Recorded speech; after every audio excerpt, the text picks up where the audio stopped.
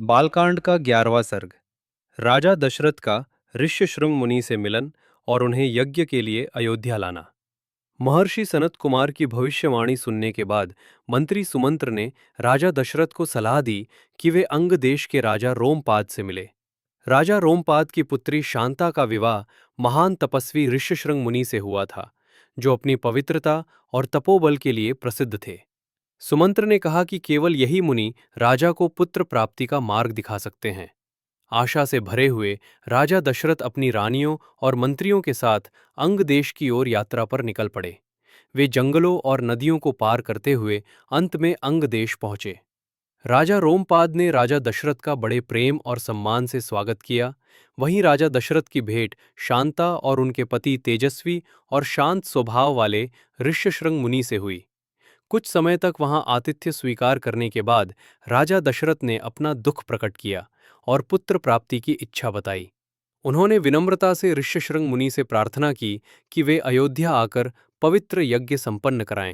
राजा रोमपाद ने ये सुनकर प्रसन्नता से अनुमति दे दी और आशीर्वाद के साथ ऋष्यशृंग मुनि और शांता राजा दशरथ के साथ अयोध्या चलने को तैयार हो गए। जब उनका काफिला अयोध्या के पास पहुंचा तो दूतों ने नगर में उनके आगमन का समाचार दिया। नगर की सड़कों को फूलों, ध्वजाओं और जल से सजा दिया गया। ढोल, नगाड़ों और शंखों की गूंज के बीच राजा दशरथ ऋष्यशृंग मुनि और शांता के साथ अयोध्या में प्रवेश करते हैं। पवित्र मुनि को देखकर नगरवासी अत्यंत आनंदित हो उठते हैं। राजा दशरथ उनका सम्मान मानो स्वयं देवराज इंद्र का कर रहे हों। राजा का हृदय शांति और आनंद से भर जाता है, क्योंकि उन्हें विश्वास हो जाता है कि अब उनकी मनोकामना शीघ्र ही पूर्ण होगी। महल की रानियां भी शांता का स्नेह और हर्ष के साथ स्वागत करती है। इस प्रकार पवित्र रामायण के बालकांड का 11वां सर्ग समाप्त होता है, जहां से श्री राम और उनके भ्राताओं के जन्म की दैवी योजना आकार लेने लगती है। बालकांड का 12वां सर्ग। अश्वमेध यज्ञ की तैयारी और राजा दशरथ की पुत्र प्राप्ति की कामना। जब वसंत ऋतु आई तो राजा दशरथ के मन में एक बार फिर पुत्र प्राप्ति की तीव्र इच्छा जाग उठी। महान अश्वमेध यज्ञ करने का विचार उनके हृदय को आशा से भर देता है। उन्होंने निश्चय किया कि वंश की रक्षा और विस्तार के लिए ये पवित्र यज्ञ अवश्य किया जाएगा। राजा ने आदेश दिया कि इस यज्ञ का संचालन कोई विद्वान और पवित्र ऋषि करे। उन्होंने मंत्री सुमंत्र से कहा कि यज्ञ की सारी सामग्री जुटाई जाए और पवित्र अश्वों को छोड़ दिया जाए, ताकि यज्ञ का आरंभ हो सके। सुमंत्र ने सभी महान ऋषियों को बुलाया। सुयज्ञ, वामदेव, जाबाली, कश्यप, वशिष्ठ और अन्य वेदज्ञ मुनियों को। राजा दशरथ ने सबका आदरपूर्वक स्वागत किया और अपने मन का दुख प्रकट किया। उन्होंने कहा कि सारा वैभव होने पर भी पुत्र न होने के कारण उनका जीवन अधूरा सा लगता है। वे यज्ञ के हर नियम का पालन करेंगे और ऋष्यशृंग मुनि की सहायता से अपनी मनोकामना पूर्ण होने की आशा रखते हैं। महर्षि वशिष्ठ के नेतृत्व में सभी ऋषियों ने राजा को आशीर्वाद दिया और दृढ़ विश्वास से कहा कि उन्हें 4 वीर पुत्रों की प्राप्ति होगी। ये सुनकर राजा दशरथ अत्यंत आनंदित हो गए। उन्होंने तुरंत आदेश दिया कि अश्व को छोड़ दिया जाए और सरयू नदी के उत्तरी तट पर यज्ञ स्थल की तैयारी की जाए। उन्होंने सभी से कहा कि यज्ञ की हर विधि बिना किसी त्रुटि के पूरी की जाए। मंत्रियों ने राजा की आज्ञा का पूरी निष्ठा से पालन किया और यज्ञ की तैयारियां शुरू हो गई। सब कुछ व्यवस्थित देखकर राजा दशरथ संतोष के साथ अपने महल लौट आए, क्योंकि अब उनकी पवित्र इच्छा की प्रथम सीढ़ी पूरी हो चुकी थी। इस प्रकार पवित्र रामायण के बालकांड का 12वां सर्ग समाप्त होता है, जहां राजा दशरथ आस्था और आशा के साथ महान अश्वमेध यज्ञ की तैयारी आरंभ करते हैं और पुत्र प्राप्ति की दिशा में आगे बढ़ते हैं। बालकांड का 13वां सर्ग। पूर्ण तैयारी के साथ अश्वमेध यज्ञ का आरंभ। जब एक और वसंत आया और पूरा 1 वर्ष बीत गया तो राजा दशरथ नई आशा के साथ भव्य यज्ञ स्थल में प्रवेश करते हैं। उनकी इच्छा थी कि अश्वमेध यज्ञ हर विधि से पूर्ण और शुद्ध हो, ताकि उनकी प्रार्थनाएं सफल हो सकें। राजा दशरथ ने आदरपूर्वक महर्षि वशिष्ठ को प्रणाम किया और उनसे निवेदन किया कि वे स्वयं इस यज्ञ का संचालन करें और सुनिश्चित करें कि कोई भी विधि त्रुटिपूर्ण न हो। महर्षि वशिष्ठ ने ये दायित्व स्वीकार किया और यज्ञ की सारी व्यवस्थाएं करने लगे। उन्होंने अनुभवी पुरोहितों, कारीगरों, निर्माणकर्ताओं, नर्तकों और संगीतकारों को बुलाया ताकि यज्ञ का आयोजन भव्य और मंगलमय हो सके। दूर दूर से आने वाले अतिथियों के लिए सुंदर आवास, स्वादिष्ट भोजन और उपहारों की भी व्यवस्था की गई। हर व्यक्ति का स्वागत प्रेम और आदर के साथ किया गया। अनेक देशों से राजा भी उपहार लेकर पहुंचे। हर व्यवस्था इतनी सुंदर और पूर्ण थी कि देखने में कोई कमी नहीं लगती थी। ये देखकर महर्षि वशिष्ठ ने राजा से कहा कि अब यज्ञ आरंभ करने का समय आ गया है। एक शुभ दिन राजा दशरथ ऋष्यशृंग मुनि और अन्य महर्षियों के साथ पवित्र यज्ञ स्थल में प्रवेश करते हैं और विधिपूर्वक महान अश्वमेध यज्ञ का आरंभ होता है। इस प्रकार पवित्र रामायण के बालकांड का 13वां सर्ग समाप्त होता है, जहां अश्वमेध यज्ञ की सारी तैयारियां पूर्ण हो जाती हैं और श्री राम के जन्म की ओर अगला चरण आरंभ होता है। बालकांड का 14वां सर्ग। ऋष्यशृंग मुनि के नेतृत्व में राजा दशरथ का अश्वमेध यज्ञ। एक पूरा साल बीत जाने के बाद जब यज्ञ का पवित्र अश्व वापस लौटा तो सरयू नदी के तट पर राजा दशरथ ने भव्य अश्वमेध यज्ञ का आरंभ किया। इस पवित्र यज्ञ का संचालन ऋष्यशृंग मुनि पूरे श्रद्धा और विधि के साथ कर रहे थे। सभी पुरोहितों ने शास्त्रों में बताए गए हर नियम का पूरी तरह पालन किया। न कोई भूल हुई, न कोई देरी। सब कुछ बहुत ही सुंदर ढंग से संपन्न हुआ। दूर दूर से लोग यह यज्ञ देखने आए। ऋषि, बुजुर्ग, स्त्रियां और बच्चे, सभी का अच्छे से स्वागत हुआ। उन्हें भोजन, वस्त्र और उपहार दिए गए और कोई भी असंतुष्ट नहीं लौटा। यज्ञ स्थल बहुत ही सुंदर सजा हुआ था। खंभों पर सुंदर वस्त्र, फूलों की मालाएं और चंदन का लेप लगाया गया था। हवन कुंड पूरी तरह शुद्ध और सही बनाए गए थे और वेदी इतनी तेजस्वी लग रही थी मानो स्वयं गरुड़ वहां विराजमान हो। राजा दशरथ ने ब्राह्मणों और गरीबों को गायें, सोना और अन्न दान में दिया। ऋषियों का आशीर्वाद पाकर राजा का हृदय प्रसन्नता से भर गया। उन्हें लगा कि उनके सारे पुराने कष्ट मिट गए हैं और अब उन्हें पुत्र प्राप्ति का वरदान अवश्य मिलेगा। इस प्रकार वाल्मीकि रामायण के बालकांड का 14वां सर्ग समाप्त होता है, जहां राजा दशरथ के यज्ञ से उन्हें दिव्य आशीर्वाद मिलता है और 4 पुत्रों की प्राप्ति की आशा और भी प्रबल हो जाती है। बालकांड का 15वां सर्ग। देवताओं की प्रार्थना और भगवान विष्णु के अवतार का दिव्य निर्णय। स्वर्गलोक में सभी देवता भगवान ब्रह्मा के पास एकत्र हुए। वे रावण के अत्याचार से बहुत चिंतित थे। वरदानों के बल पर रावण देवताओं और मनुष्यों जो दोनों को बहुत कष्ट पहुंचा रहा था। देवताओं ने ब्रह्मा जी से विनती की कि इस अत्याचार का कोई उपाय किया जाए। ब्रह्मा जी जानते थे कि वरदान के कारण रावण को कोई देवता या दानव नहीं मार सकता, लेकिन उसने मनुष्यों से रक्षा का वरदान नहीं मांगा था। उसी समय वहां भगवान विष्णु प्रकट हुए, दिव्य प्रकाश से जगमगाते हुए। तब ब्रह्मा जी ने कहा कि विष्णु धरती पर मनुष्य रूप में एक महान राजा के रूप में जन्म लेंगे और वही रावण का अंत करेंगे और संसार में शांति स्थापित करेंगे।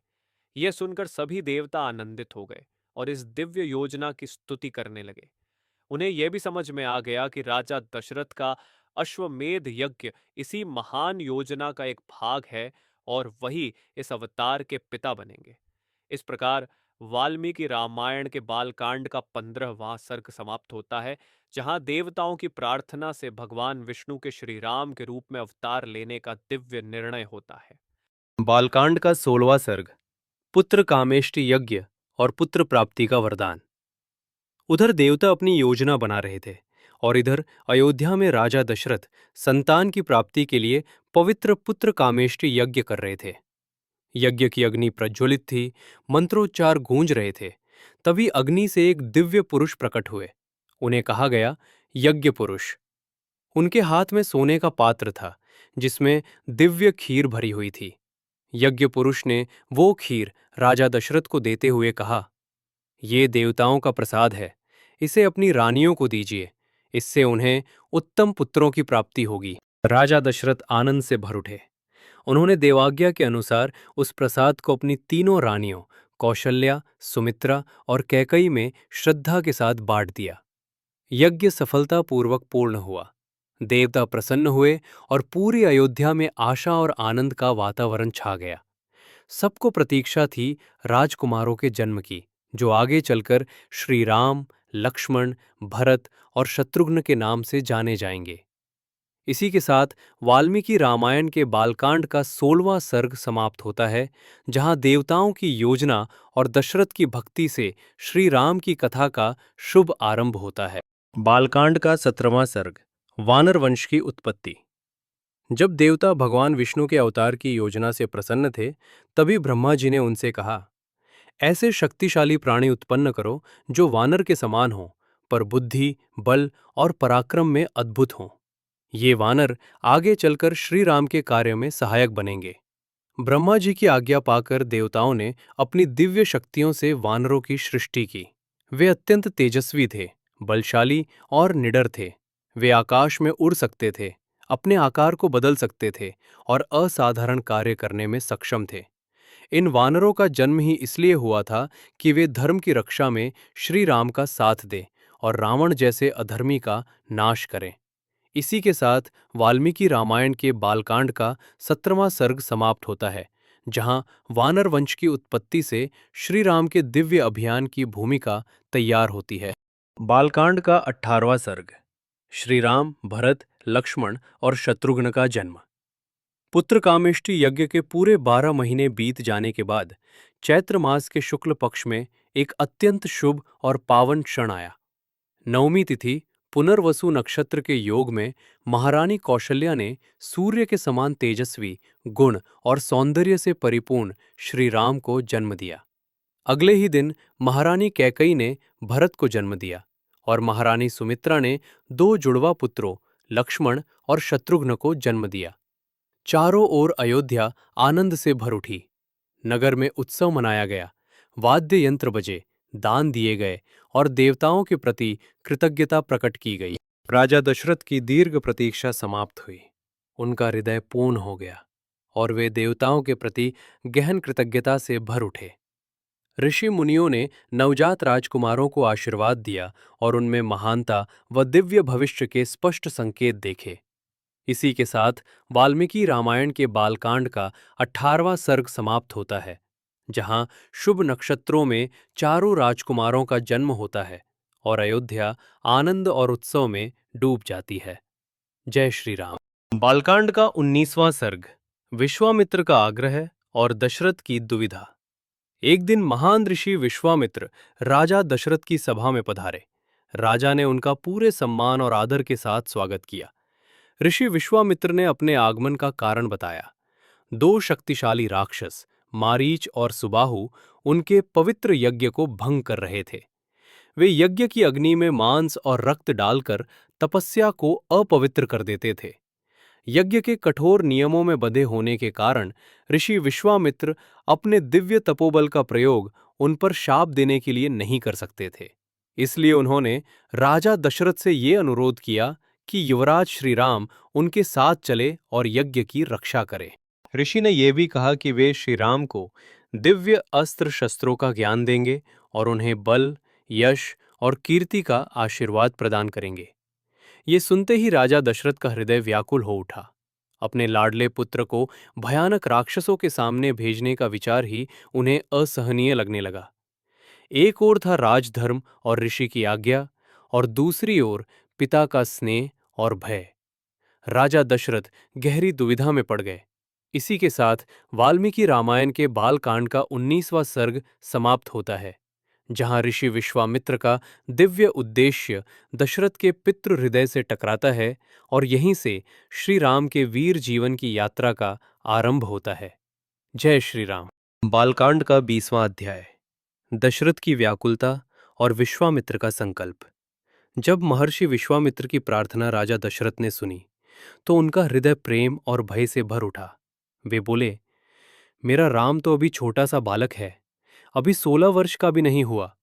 वह भला उन भयंकर राक्षसों से कैसे युद्ध करेगा? उन्होंने विनम्रता से कहा कि वे स्वयं अपनी विशाल और शक्तिशाली सेना के साथ चलेंगे और यज्ञ की रक्षा करेंगे। राजा दशरथ ने ऋषि से निवेदन किया, राम को मुझसे दूर मत ले जाइए, मैं उसके बिना एक क्षण भी जीवित नहीं रह सकता। उन्होंने बताया कि उन्होंने 60,000 वर्षों तक संतान के लिए प्रतीक्षा की थी और राम के प्रति उनका प्रेम शब्दों में व्यक्त नहीं किया जा सकता। फिर उन्होंने उन राक्षसों के विषय में पूछा। महर्षि विश्वामित्र ने बताया कि वे राक्षस शक्तिशाली रावण द्वारा भेजे गए हैं, वही रावण जो राक्षसों का महान और भयावह राजा है। रावण का नाम सुनते ही दशरथ और अधिक भयभीत हो उठे। वे बोले, जिससे देवता तक भय खाते हैं, मेरे कोमल और युवा पुत्र का सामना उससे कैसे होगा। जब दशरथ बार बार मना करने लगे, तब महर्षि विश्वामित्र का दिव्य तेज प्रज्वलित होने लगा। उनका धैर्य समाप्त होने लगा और उनका क्रोध पवित्र अग्नि की भांति धधक उठा। वातावरण मानो कांपने लगा, जैसे स्वयं प्रकृति भी उस क्षण की गंभीरता को अनुभव कर रही हो। इस प्रकार बालकांड का 20वां सर्ग समाप्त होता है, जहां एक ओर पिता दशरथ का अपार प्रेम था और दूसरी ओर महर्षि विश्वामित्र का दिव्य उद्देश्य।